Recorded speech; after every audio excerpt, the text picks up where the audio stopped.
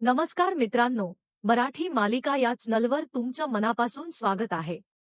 आनंदी मालिकेच्या आजच्या जबरदस्त भागात आपल्याला पाहायला मिळणार आहे की युगंधर आणि विद्याधरमुळे घरात खूप मोठं वादळ निर्माण झालं आहे. विद्याधरने युगंधरला असं काहीतरी बोललं की त्यामुळे युगंधर अक्षरशः अंथरुणाला खिळला आहे.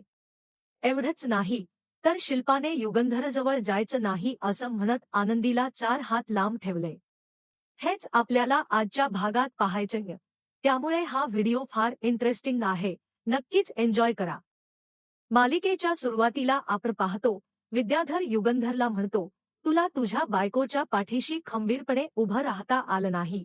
तुझी बायको घर सोडून गेली आणि तू काहीच करू शकला नाहीस. तू तिची साथ दिली नाहीस म्हणून हे सगळं झालं. हे तुला कळत नाहीये का? सगळेजण त्याला थांबवण्याचा प्रयत्न करतात. विद्याधर पुढे म्हणतो, समिधा वहिनी जेव्हा अंथरुणाला खिळल्या होत्या तेव्हाही असंच काहीसं झालं होतं, पण तेव्हाही तुला ते समजलं नाही. समिधा वहिनीला तुझी गरज होती पण तू हजर नव्हतास. हे सगळं फक्त तुझ्यामुळे झालं. तू मूर्ख आहेस का?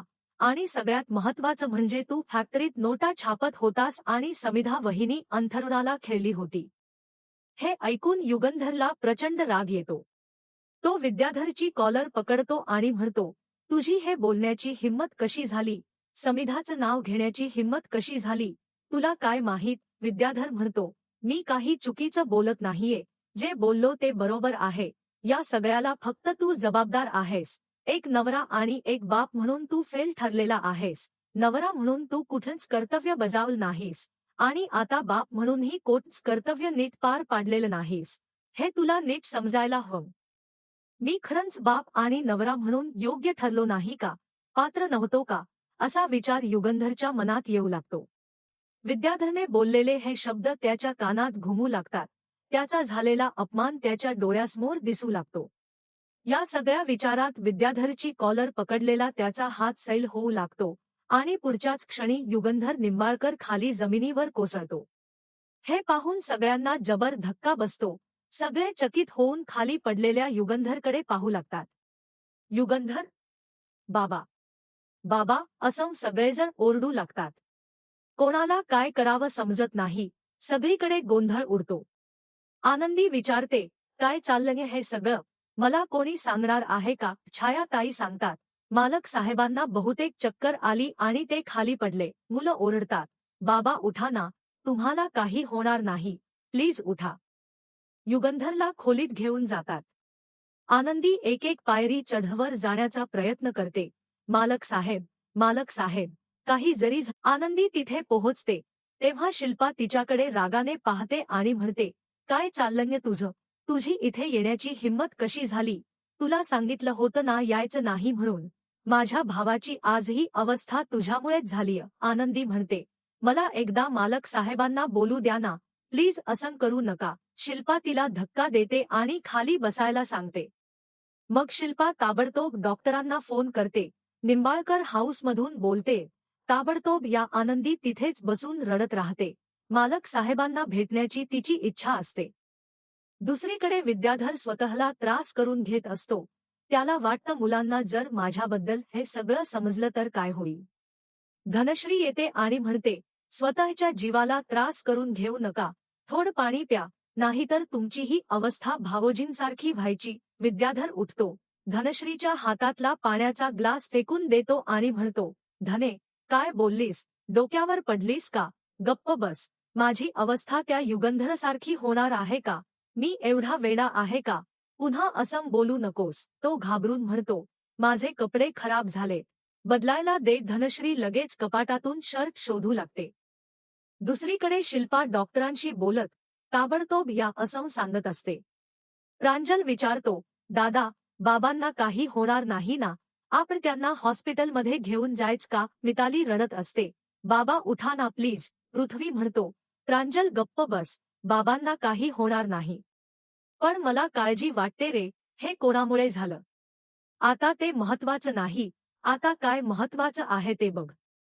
आनंदी उठून म्हणते, मला मालक साहेबांना बोलू द्या. माई म्हणतात, शिल्पा, असं काय करतेस? तिचा नवरा आहे तो.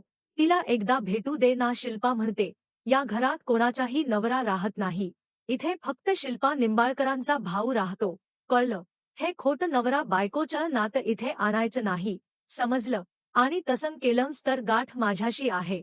जेव्हापासून तू माझ्या भावाच्या आयुष्यात आलीस तेव्हापासून सगळी पनवती लागलीय. त्यामुळे माझ्या भावापासून 2 हात लांब राहायचं. माई म्हणतात, शिल्पा, असं करू नकोस. तिलाही त्याला बघावंसं वाटत असेल ना. डॉक्टर येतात. छायाताई त्यांना युगंधरच्या खोलीत घेऊन जातात. आनंदी रडत म्हणते, मालक साहेब, काही जरी झालं तरी तुम्ही लवकर बरे होणं फार गरजेचं आहे. दुसरीकडे शलाका विद्याधरसाठी कुर्ता शोधायला त्याच्या खोलीत जाते. तेव्हा तिला वाटतं, हे डॉक्टर एवढ्या घाईत का गेले असतील, काय झालं असेल? ती धनश्रीच्या खोलीत घुसते. धनश्री विचार करते, ही बाई अशी आत कशी येते, आणि म्हणते, शलाका, लाज लज्जा विकून खाल्लीस की काय? अशी रात्री अपरात्री कोणाच्याही खोलीत यायची पद्धत असते का? शलाका म्हणते, मी खाली बघितलं, कोणी नव्हतं म्हणून बेडरूममध्ये आले. धनश्री म्हणते, हॉलमध्ये कोणी नसेल तर डायरेक्ट बेडरूममध्ये जातात का? एवढी अक्कल नाहीये का तुला? शलाका काहीतरी सांगायचा प्रयत्न करते, पण धनश्री म्हणते, माझ्या खोलीत थांबायचं नाही. आत्ताच्या आत्ता निघून जा, नाहीतर मी काय करेन सांगता येणार नाही. शलाका म्हणते, हो का, बघते. काय करतेस तू? विद्याधर मध्ये पडतो. धने, तिला बाहेर काढ. चल. शलाका बाहेर हो. धनश्री शलाकाला बाहेर काढून दरवाजा बंद करते. डॉक्टर युगंधरला तपासतात आणि म्हणतात, यांचा बीपी खूप वाढलाय.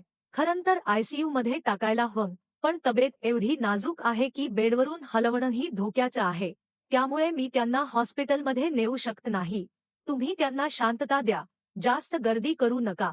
संध्याकाळी गरज पडली तर या खोलीतच आयसीयू तयार करावं लागेल, तरच त्यांना बरं वाटू शकेल. शिल्पा म्हणते, काळजी करू नका डॉक्टर, इथे कोणी थांबणार नाही.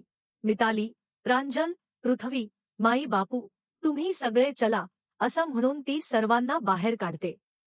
आनंदी विनवते, ताई साहेब, असं काय करताय? मला एकदा तरी त्यांच्याशी बोलू द्या. मी गप्प बसेन, एक शब्दही बोलणार नाही, पण मला इथून घेऊन जाऊ नका. शिल्पा चिडते, डोक्यावर पडलीस का? चालती हो इथून. जेव्हापासून तू त्याच्या आयुष्यात आलीस तेव्हापासून त्याला पनवती लागलीय. मला तुझं काहीच ऐकायचं नाही, असं म्हणून तिला बाहेर काढण्याचा प्रयत्न करते. इकडे विद्याधरने शर्ट घातलेला असतो.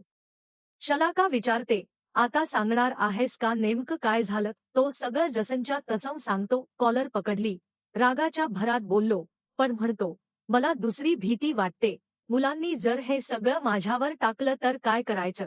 जर मुलं माझ्यापासून दूर गेली तर काय? मला फार भीती वाटते. शलाका विचारते, हे काय करून बसलास विद्याधर? तुझ्याकडे काही पर्याय असेल तर सांग. शलाका म्हणते, तुझ्या कपाटाला हात लावू का? हो लाव, काय करायचं ते कर. शलाका कपाटातून एक बेल्ट काढते आणि विद्याधरला गुपचूप काहीतरी सल्ला देते. धनश्री दाराशी कान देऊन हे ऐकत असते. विद्याधर म्हणतो, वा शलाका, तुझं डोकं खरंच मानलं. हे केल्याने मला खूप आनंद होतोय. आता बघ मी त्या पोरांना पुन्हा माझ्या बाजूला कसा करून घेतो. शलाका सांगते, हा बेल्ट तुझ्या उपयोगी येईल. मुलांसमोर जाऊन सांग की तुझं चुकलं, तू किती दुःखी आहेस, आणि म्हण की मला मारा. नाही, मी स्वतःला मारून घेतो, असं म्हणत त्या बेल्टने स्वतःवर वार करून घ्यायचे. हे ऐकून विद्याधर खूप खुश होतो, पण धनश्रीला मात्र प्रचंड राग येतो. कसला मूर्ख माणूस आहे, स्वतःच्या भावाला अंथरुणाला खिळवलं आणि आता असं नाटक करतोय. बाहेर हॉलमध्ये मिताली रडत असते. शिल्पा तिला समजावते, काळजी करू नकोस, सगळं व्यवस्थित होईल. मिताली म्हणते, बाबांच्या बाबतीत हे सगळं झालं. आधी आई आम्हाला सोडून गेली, आता बाबा सुद्धा जातील का? मिताली, वेडी आहेस का? युगंधरला काहीही होणार नाही, तो बरा होणार आहे. शांत बस. मिताली म्हणते, कसं गप्प बसू, बाबा डोळेही उघडत नाहीयेत. तेवढ्यात विद्याधर येतो. टेबलवर तो बेल्ट ठेवतो. शिल्पा विचारते, हा बेल्ट का आणलास? तो म्हणतो, मिताली, तू मला या बेल्टने मार, कारण या घरात काहीही झालं तरी दोष मलाच दिला जातो. तुला जे करायचं ते कर, मला जेवढं मारायचं तेवढं मार. दादा मला कशालाही जबाबदार धरतोय. आनंदी गायब झाली त्यालाही मीच जबाबदार. तो अंथरुणाला खेळला त्यालाही मीच जबाबदार. एक काम करा, मला मारून टाका. घे मिताली, मार मला. असं म्हणून तो तिचे हात हातात घेऊन स्वतःच्याच गालावर चापटा मारून घेतो. सगळेजण त्याला थांबवण्याचा प्रयत्न करतात. काय करतोस हे प्रांजल म्हणतो. काका, तुझी काय चूक आहे यात? शलाका मनात खुश होते. किती मोठा ड्रामेबाज आहे, याने पूर्ण वातावरणच बदललं. विद्याधर म्हणतो, बघितलंस ताई, सगळं माझ्या विरुद्ध होतं. सगळं झालं की विद्याधरनेच केलं असं सगळ्यांना वाटतं. मग मी राहून तरी काय करू? मला मारून टाका, मला जगायचंच नाहीये. मिताली म्हणते, काका, असं काही नाहीये, यात तुझी काहीही चूक नाही. स्वतःला दोष देऊ नकोस, शांत बस. तो म्हणतो, कसं गप्प बसू मिताली? तुम्हालाही असंच वाटत असेल ना की हे सगळं माझ्यामुळे होतं? मग मी जगून काय करू? मला असं जगायचंच नाहीये. शिल्पा म्हणते, गप्प बस विद्याधर, तुझा भाऊ अंथरुणाला खेळलाय आणि तू हा ड्रामा करतोयस. एक शब्दही ऐकायचा नाही. गप्प बस. सगळेजण विद्याधरला सहानुभूती दाखवू लागतात. तर मित्रांनो, आजच्या भागात एवढंच. उद्याचा भाग पाहायचा असेल तर मराठी मालिका या चॅनलला नक्की सबस्क्राईब करा.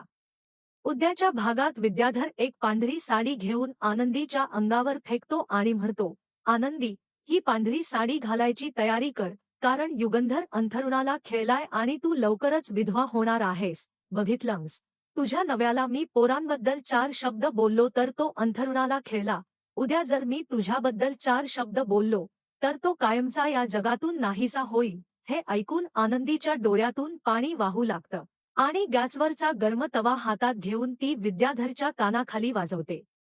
तवा गालावर पडताच विद्याधर ओरडत खाली पडतो, गाल लाल होतो. आनंदी म्हणते, जर माझ्या सौभाग्याबद्दल एक वाईट शब्द बोललास तर हा गरम तव्याचा चटका दिलाय, पुढच्या वेळी तुला अख्खा जाळून टाकेन, हे नीट लक्षात ठेव. या आनंदीच्या वाटेला जायचं नाहीयेस. आनंदीचं हे रौद्र रूप पाहून विद्याधर पुरता नर्म पडतो. त्याच्या पायाखालची जमीन सरकते. तर मित्रांनो, आता आनंदी कशी युगंधरची काळजी घेईल, काय करेल, हे पाहणं फार कमालीचं असणार आहे. पाहत रहा आनंदी मराठी मालिका या चॅनलसोबत. भेटूया उद्याच्या भागात.